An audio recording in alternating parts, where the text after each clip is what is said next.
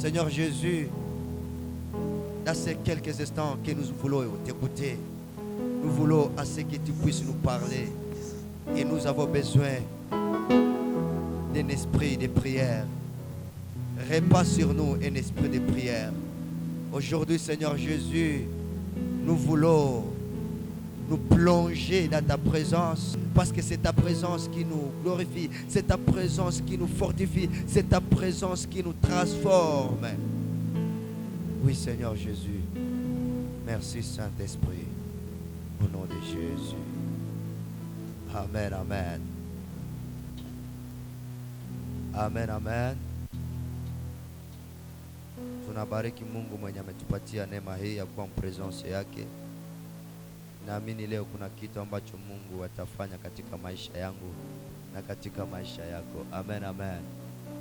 Parce que hakuna mtu mwenye aliingia kwa presence ya Mungu akarudia kisi alikuya. Kila mtu mwenye alikuya kwa presence ya Mungu alionaka transformation, yani kulikuwa ka transformation mu maisha yake. Alors pour nous, kama tumekuya mu presence ya Mungu, elewa kwamba kuna kitu ambacho Mungu atafanya leo. Amen, amen. Et dans des moments pareils, usingelikuwa distrait, ukuwe mu attitude ya prière, parce que takuwa nani kunasema deja na huko najiplonger mu prière. C'est pourquoi usiniangalie tena nimekuya kama sauti. Usiniangalie parce que moi aussi nimekuya mu présence ya Mungu, utafuta quelque chose mu présence ya Mungu. C'est pourquoi ukuwe tu mu attitude ya prière, usikuwe distrait hapana. Moyo wako ikuwe connecté na Roho Mtakatifu. Mwenye atajiconnecte najua kwamba kuna kitu ambacho atakipokea katika siku ya leo. Haleluya. Alafu tuko ndani ya Exode chapitre 34. Tutasoma pale verset 28 na 29. Itasema vizuri 29. Biblia inasema hivi: Moïse descendit la montagne de Sinaï, ayant les deux tables du témoignage dans sa main.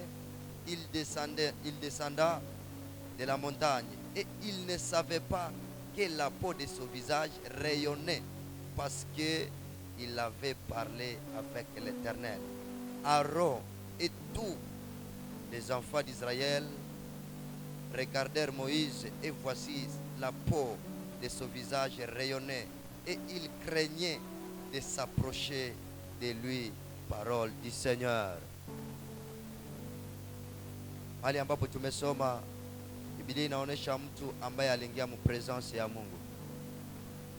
Wakati yenye Moïse, Mungu alimwevite mu presence yake, la Bible dit que Moïse alifanya 40 jours et 40 nuits dans la présence de Dieu. Aujourd'hui, tutajiuliza pourquoi demeurer dans la présence de Dieu? Qu'est-ce que nous trouvons dans la présence de Dieu? Nini njenye tutapata wakati yenye tunazama mu presence ya Mungu? Nini njenye tunapata réellement wakati yenye tuko ndani ya presence ya Mungu? Huyu ni Moïse, iko mu presence ya Mungu pendant 40 jours. Biblia inasema kwamba après 40 jours Moïse akashuka kumulima akiwa na mbao mbili mkononi mwake ambazo zinaashiria ama iko na commandement ya Mungu. Bien-aimé, utelewa kwamba wakati ni tuko presence ya Mungu, kitu kia kwanza kitu tunapataka ni ufunuo wa Mungu. C'est la révélation de Dieu lui-même. Quand nous demeurons dans la présence de Dieu, Dieu, yani Mungu anakuwa wazi kwetu. Mungu anajifunua wazi kwetu. Yani Mungu anakuwa clair. Yani Mungu hatakuwa tena voilé kwetu, lakini tunamuona, yani anajirevele kwetu. Les hommes et des femmes qui ont la révélation de la présence de Dieu, la révélation de Dieu, ont toujours l'habitude de demeurer dans la présence de Dieu. Yani watu benye biko na ufunuo wa Mungu kama Musa, Biblia inasema akazungumuza na Mungu kama mtu anavyozungumuza na rafiki yake. Dans la présence de Dieu tunapasha zungumuza na Mungu. Yani unazungumuza, hautaomba, unazungumuza. Comme tu parles à ton ami, comme tu parles à un ami proche. Yani unazungumuza na Mungu sa mwenye iko pale pembeni yako. Ma Bible dit Moïse ametoka mu presence ya Mungu, amepata revelation ya Mungu, ametoka pale na neno la Mungu. La deuxième chose, Moïse hakukuwa najua wakati yenye iko natoka mu presence ya Mungu ke visage yake isa rayonne, yani utukufu wa Mungu ukaonekana kusura ya Moïse. Wakati yenye tunatoka mu presence ya Mungu, ama wakati yenye tunademere mu presence ya Mungu, maisha yetu inanjaka angara, maisha yako inaangazia. Utaona kuishi sanctification wewe inakuwa facile, akuishi intimité avec Dieu inakuwa tellement facile. Maisha yako inanja angara, maisha yako inanja angazia, yani vie yako ya sanctification unakutanisha ke umepanda, parce que ulikuwa mu presence ya mtakatifu. Maana wakati yenye tunakuwa mu presence ya Mungu aliye mtakatifu, kufanya mtakatifu kama yeye. Haleluya. Wakati yenye utademere mu presence ya Mungu, pale ndio vie ya mtu inataka changer. Pourquoi nipatie Mungu saa moja?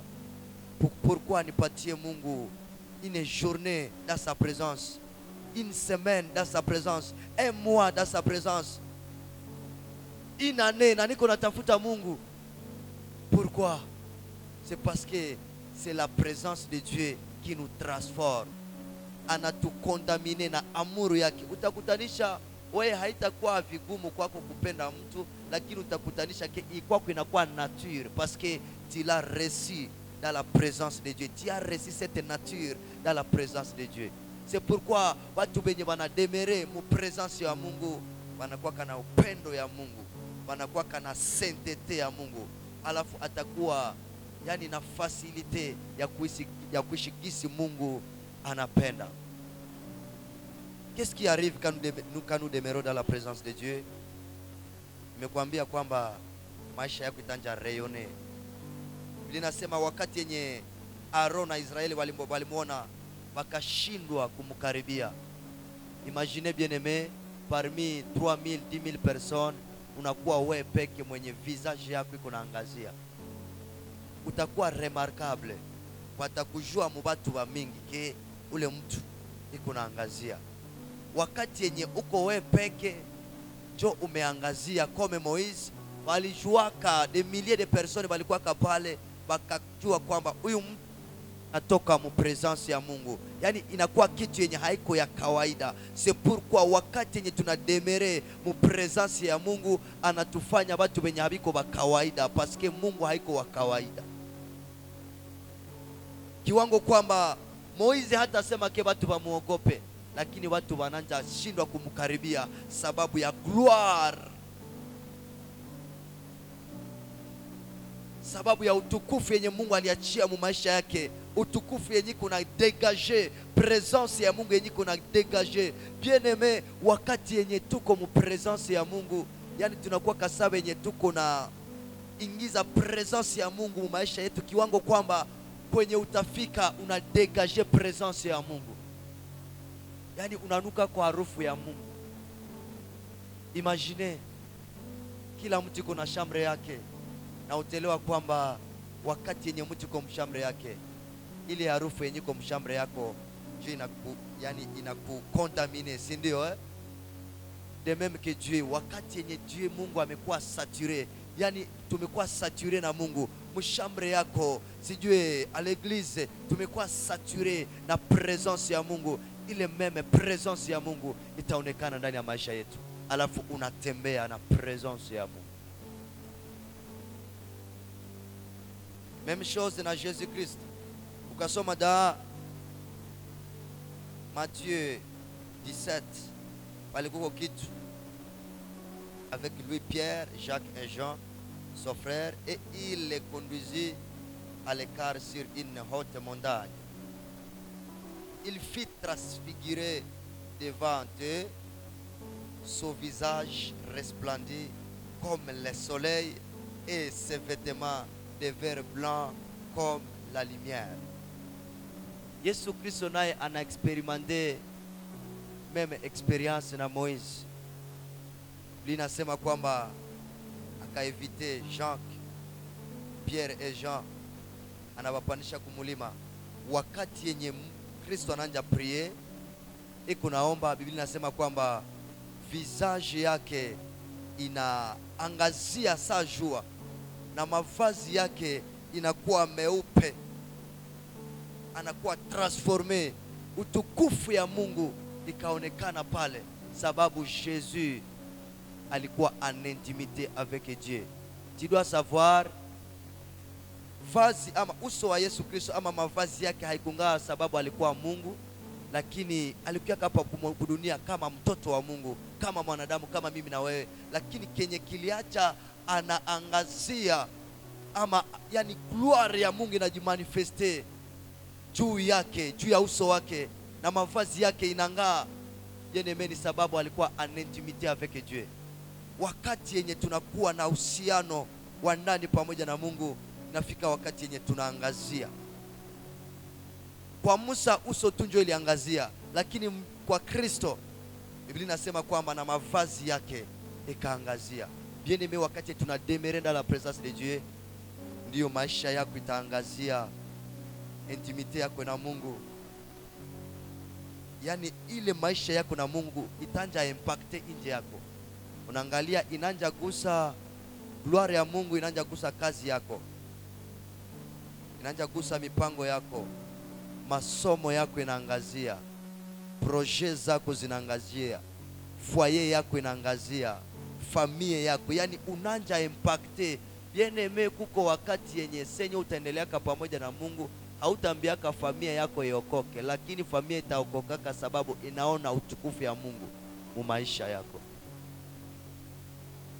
Kuko wengine benye hatuwezi hubiri wanaitika injili, lakini tutawahubiri a partir ya gloire ya Mungu mu maisha yetu. Ile njoo inatokeaka wakati yenye tunademere mu presence ya Mungu. Bien-aimé, ukademere mu presence ya Mungu, Mungu mwenye atatransforme maisha yako. Ukademere mu presence ya Mungu, Mungu mwenyewe atatransforme maisha yako.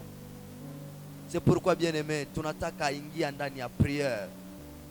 Comme Moïse, nous voulons entrer dans la présence de Dieu. Nous sommes déjà dans la présence de Dieu. Alors nous voulons nous plonger, nous voulons parler avec Dieu. Moïse, son visage a été rayonné parce qu'il parlait avec Dieu. Alors tunataka zungumuza na Mungu, unataka zungumuza na Mungu. Kila mtu hapa uzungumuze na Mungu kwa upekee. Ujikute yani ukaribishe Mungu, yani attire Dieu par ta foi, par ta soif. Una attire Mungu de façon que Mungu anakuwa karibu yako. Anjaomba. La présence de Dieu est là. Je sens la présence de Dieu. Rebo Shaya. Manderebosa. Rekatele bayaboshka. Rebashara baba yarabayeka. Radolia mandele brashara braya. Irabashande rebosa. Idarabaya bosta pradila mande. Rekashatele braya.